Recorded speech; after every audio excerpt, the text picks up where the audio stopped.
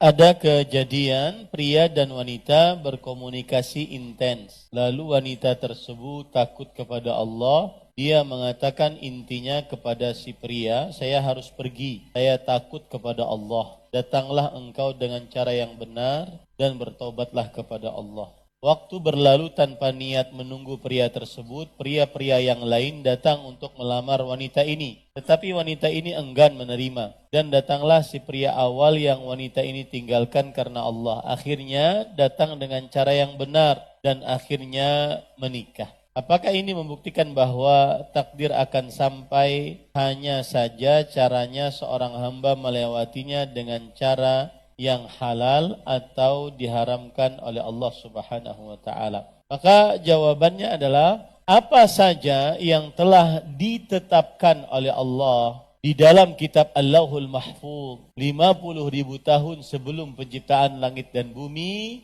akan terjadi. Innallaha kataba maqadiral khalaiq qabla an yakhluqas samawati wal ard bi 50.000 sanah. Allah Subhanahu wa taala telah menetapkan takdir-takdir seluruh makhluk 50.000 tahun sebelum penciptaan langit dan bumi. Dan apapun yang telah Allah tetapkan, yaitu dengan cara menulisnya di dalam kitab Allahul Mahfuz, dan penanya sudah terangkat, lembaran Lauhul Mahfuznya sudah kering, maka pasti akan terjadi. Itu satu. Dan apa yang terjadi, baik itu yang baik, yaitu yang disebut dengan takdir syar'i yang dicintai oleh Allah Subhanahu wa taala, atau yang disebut dengan takdir kauni yang diciptakan oleh Allah meskipun Allah tidak menyukainya. Semuanya pasti terjadi. Takdir syar'i, maka Allah cintai, jika Allah kehendaki dia akan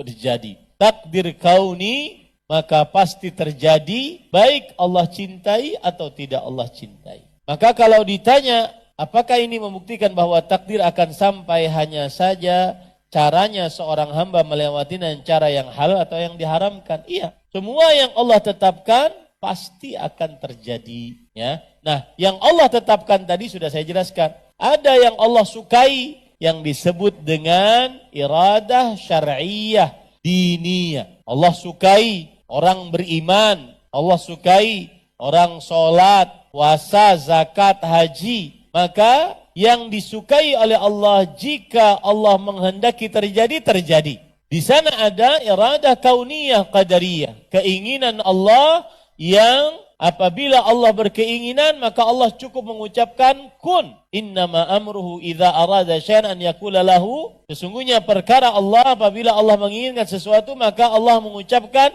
jadilah, maka jadilah. Ini disebut dengan keinginan kauniyah qadariyah. Ini pasti terjadi. Dan ini ada yang dicintai oleh Allah, ada yang tidak dicintai Allah. Ada yang diharamkan oleh Allah, ada yang dihalalkan oleh Allah Subhanahu wa taala. Semuanya terjadi. Begitu juga di dalam masalah tadi jodoh ya, dalam masalah rezeki, dalam masalah kesehatan, maka orang mencari rezeki dengan cara yang halal, jika Allah telah tetapkan dia akan dapatkan, pasti dapat. Jika Allah tetapkan dia tidak dapat, maka tidak akan pernah dapat.